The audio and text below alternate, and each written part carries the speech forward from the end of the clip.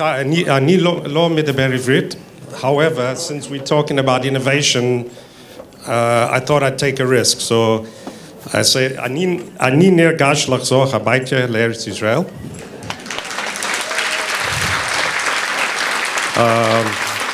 ואני שמח להיות כאן, לדבר עם קהילת השיווק על חדשנות בארץ שאני רואה בהשראה לחדשנות.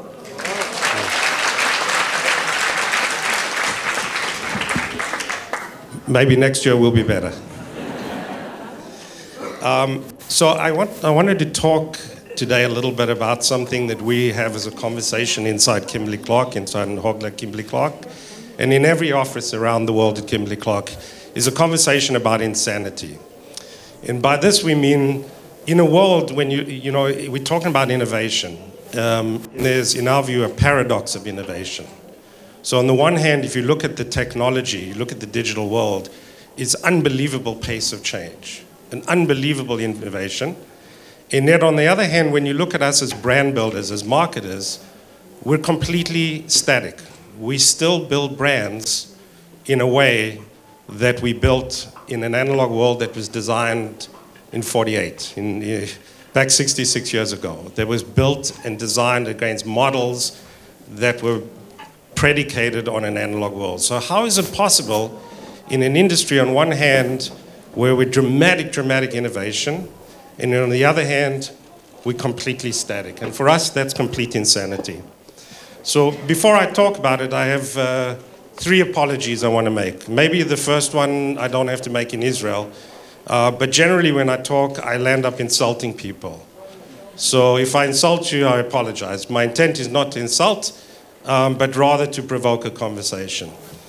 The other apology is, the two speakers before me, they have innovated, they've done it. I'm a student. I mean, I grew up, I'm proudly grew up, I'm a recovering TV analog advertising man. So I spent, 17 years at one of the biggest agencies, and we specialize in the analog world. So I'm on a journey now, and I'm only a student. And the last thing is, I don't want to give the impression that I do anything. I mean, I have possibly the best job in the world. The first speaker talked about challenging the dogma. Our favorite three words at Kimberly-Klark is why and who said. So we have, our revolutionaries are our frontline people, the people who are the local operators, many of whom are sitting here, I can see in the second row. My job is to give them matches and gasoline, to create fires and to challenge. So I do nothing other than get in front of them and convince them that they're bulletproof. So the innovation happens in our local markets, and we believe that's our competitive advantage. In many senses, for me, it's a pleasure to come here. I've been coming since 48 years ago, often, so it's always a pleasure to come back. But I come now to steal ideas, to steal talent. My goal is to have at least 2 Israelis in every office in every country of the world where we have business. So call me. For us, at the end of the day, if you really simplify things, it comes down to this. It comes down to ROI. So if you think of, as a business leader, we're faced with decisions. We have a portfolio of investment opportunities.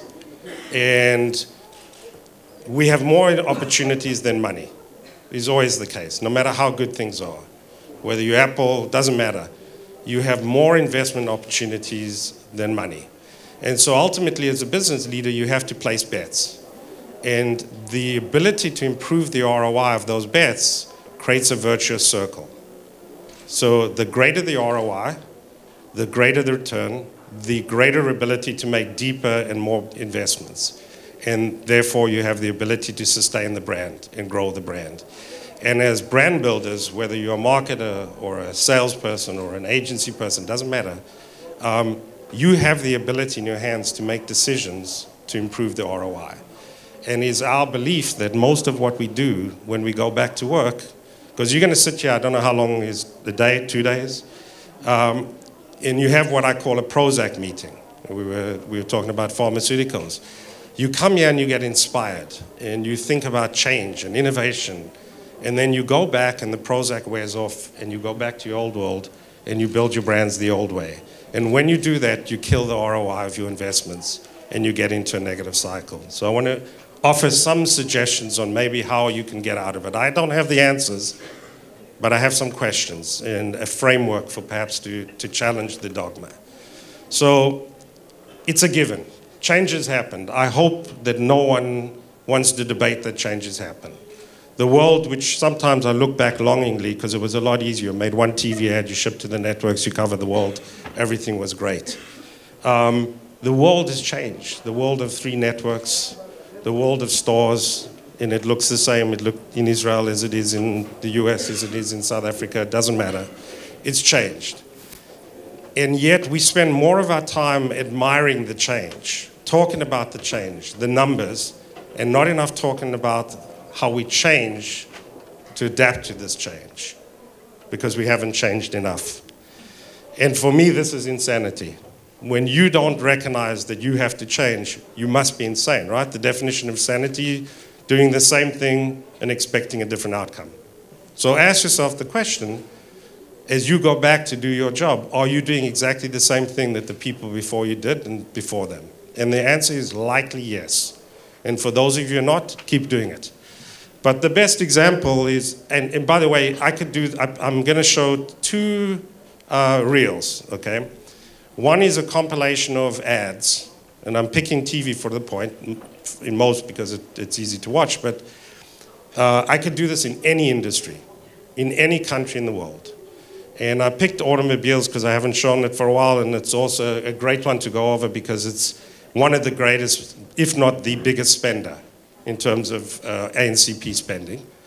And I put together, I think, 12 brands. And I try to simulate as a consumer watching TV what you would experience on any given night. So and I'll put the voice over here. So this is what we're seeing. Look, I'm sitting, it's power, it's an extension of me. Okay, every night, look, the car's spinning because that's what I do in my car. And now I'm in the desert, heading to the west, away from my shitty life. Okay, this is what and by the way, we're spending billions of dollars. Slow motion is very important in the desert because this is very differentiating. Once again, heading west, always west. Sometimes we come back to the city because we work there. Heading west, slow motion again, very important. The umbrellas, we heard that works very well. Now we do the helicopter shots, $74,000 an hour.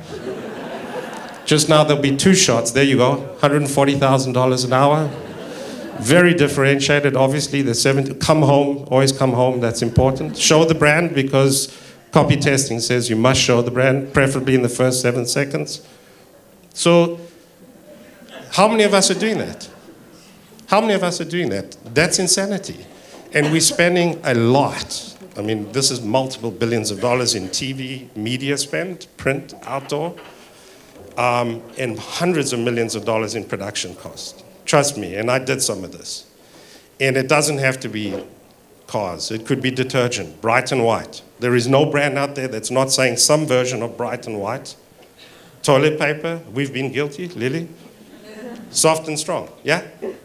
Pick a category. It generally comes down to the category conventions, and then we try and somehow differentiate by saying exactly the same thing. And what are we saying? Look at me, I'm different, just like the other brand.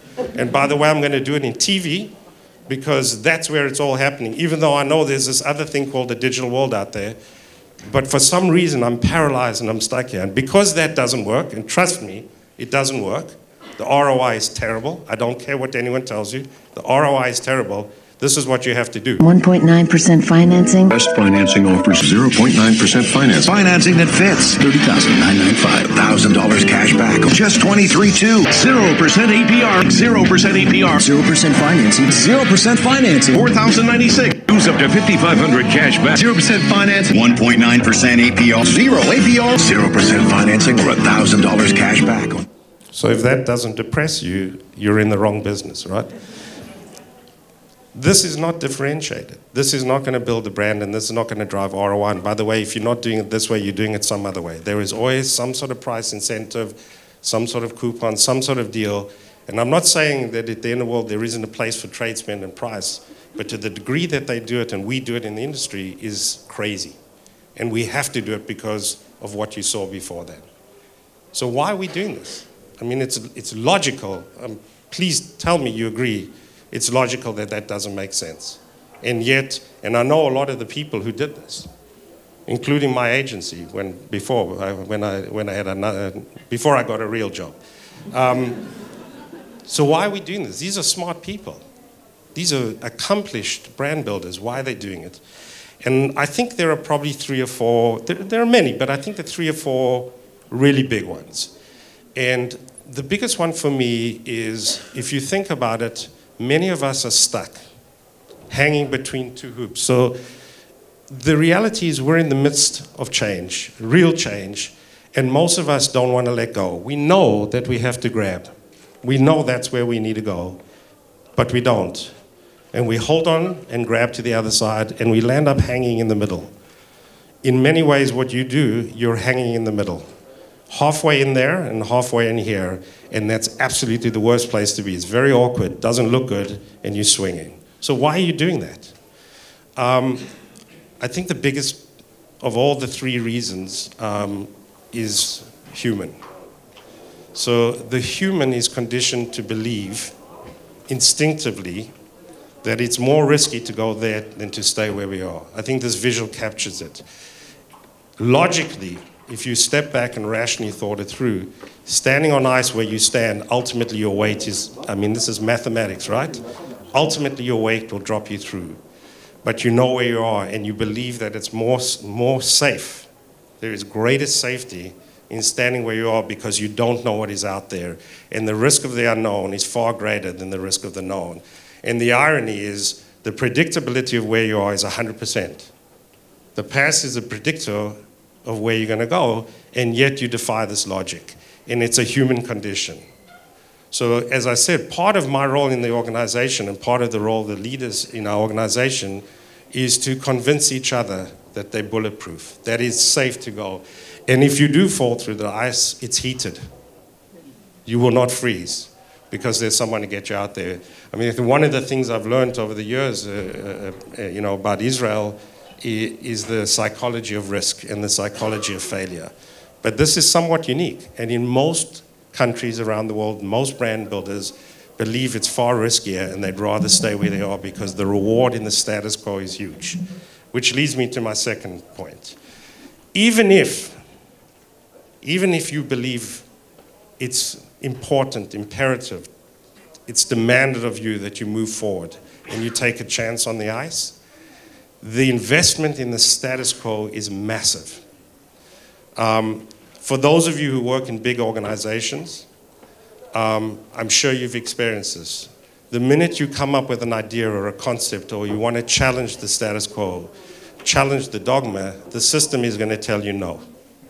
Who's experienced that? Yeah? The system tells you no. The system is designed to paralyze you, and if it doesn't paralyze you, it's designed to exhaust you. And eventually you give up. Yeah? You've never experienced that. How many companies have died because of that? So the speakers before me talked a lot about it. They mentioned this one. If you think about Kodak, I guarantee you there were many people in the company who could see what was going to happen. But the investment in the status quo prevented them from doing something. This company could have been Facebook, if you think about it. You know, we talked about making turns. Facebook, one of the biggest things, if not the biggest thing, is sharing pictures. If they changed their paradigm and saw what they saw and acted on what they believe is true and the system let them do it, they could have been Facebook, but they're dead. And if you think about it in those terms, you have an obligation to fight the system. Hopefully your leaders will help you challenge the system, but you have an obligation to fight the system. It's a requirement, because if you don't, your company is going to go this way. The first two, so you're talking about a human issue and you're talking about an organizational issue. I'll say one of the other challenges, and I'm not ashamed to admit it, I'm not the smartest guy in the room. In fact, I'm on the bottom quartile. But I have an accountability to drive change. And the people who are on the forefront of the digital revolution make it incredibly hard for me to comprehend what the hell they're talking about. The fastest way to create change is to make what you're doing simple and accessible because it's enabling and inspiring. And so on behalf of those who are not confident to say they don't know what people are talking about, I'm telling you, we don't know what half of you are talking about. And the fastest thing you can do, if you're on the forefront, yesterday I spent most of the day with a bunch of startups in the space. My advice to them is speak to me in English, simple English, so that I can understand it. Because if I understand it and you democratize it, we will drive the rate of change. Don't be afraid to say, I don't know what you're talking about. Because if you can't embrace it and force them to talk in English to you, or in basic Hebrew.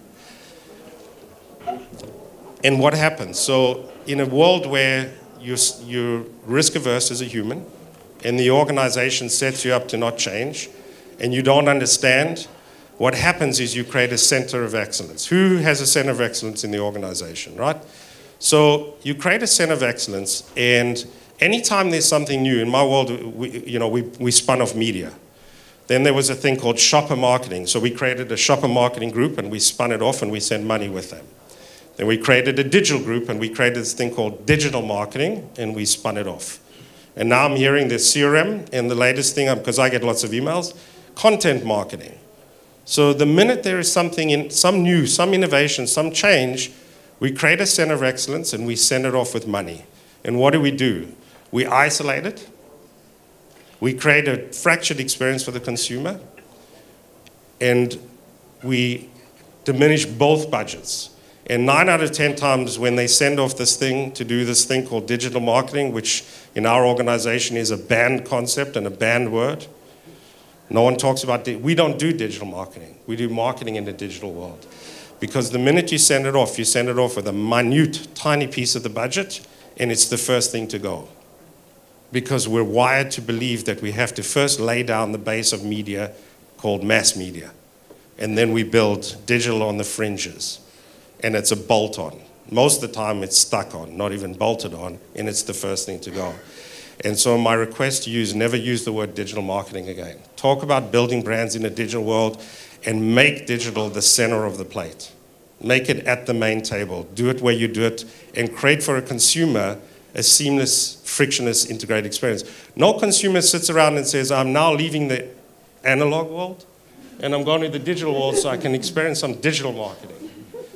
But that's how we behave. That's how we organize. So we have to change that, and it's important. And it's not just about the words. It's about the behavior, the processes, and the data that drives against it. So we talk about data. I'd say 2 things about data, and it's interesting. We got these lampposts over here. This was not a setup. Thank you very much, by the way.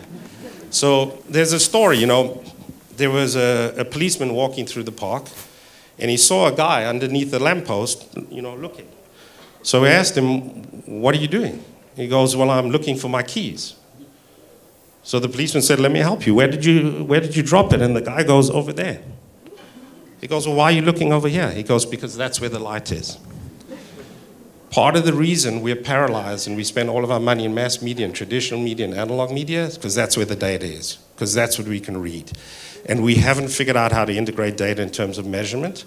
So we play where we can see, even though the answer is wrong because it creates safety. See, the dots connect. So we have to break that paradigm. We have to accelerate the way we integrate data in terms of measurement, in terms of testing, and in terms of understanding. And we've got to be willing to go without knowledge. So Mayur sitting here runs marketing technology with us. He has a great term. Forget about big data. Let's talk about big testing. Part of the problem of it is, and I don't know if anyone's here from the big data companies, there is an issue, the race and protection and control of data in order for you to manage monetization is killing the business. And we need to democratize the data, and we've got to create a standard, and we've got to put it on the table and work together as an industry with one standard, and we'll accelerate change. I'm getting close to the end. So we've agreed that we're no longer as humans going to fear risk. We're going to move forward and take a chance. We're going to fight the institutional paralysis in the companies. That we're going to open up data, and we're not going to look under the lamppost. But I'll tell you, the biggest thing that keeps us paralyzed is what I call cupcake research. So I have a daughter who's 9 years old. When she was probably 5 or 6, we used to go once a week, 6 blocks down the road to a place called Sweet Mandy B's. It was a little bakery that made cupcakes. You would go down there and you would spend the equivalent of, $42 for 2 cupcakes. It's amazing business. And I paid it happily because for an hour and a half I had complete, beautiful time with my daughter. We would talk about life and the world and everything. She doesn't do it anymore. And it was fantastic. But if I asked the 6-year-old for the recipe for this cupcake, she would tell me that it would be 75% frosting. Because in her mind, in her conscious, that's how she processed the cupcake.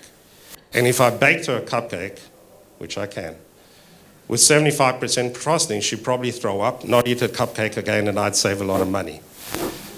We do, every single day, cupcake research. We go and ask the equivalent of 6-year-olds to tell us the recipe for cupcakes, and then we act on it, which is why we keep doing delicious and nutritious, bright and white, soft and strong, and the stuff you talk over there.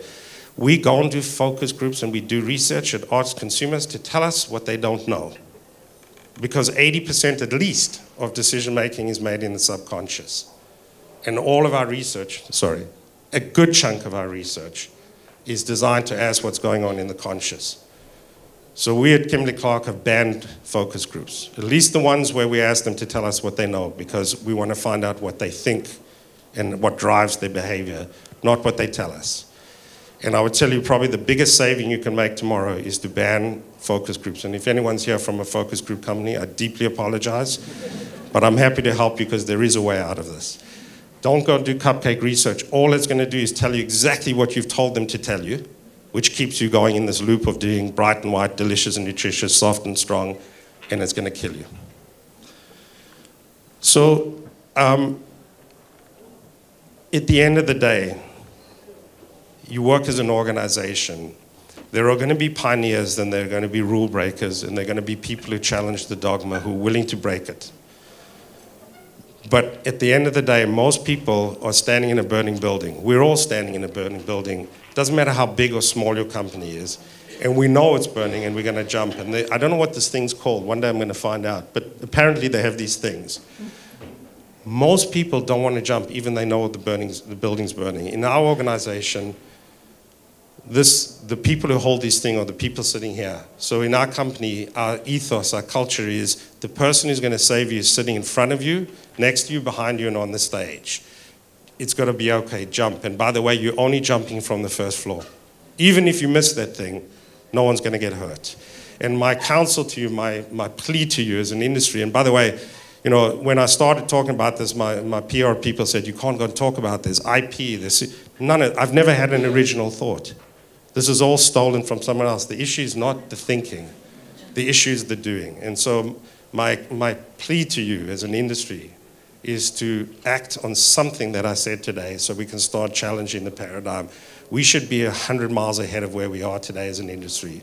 We should be doing different work that yields higher ROI, that drives bigger brands, that yields better outcomes, that makes a bigger impact on the world, and you're the people who are going to change it. So I've been told that I should finish all speeches with some sort of visual that creates some sort of happiness. So this makes me happy.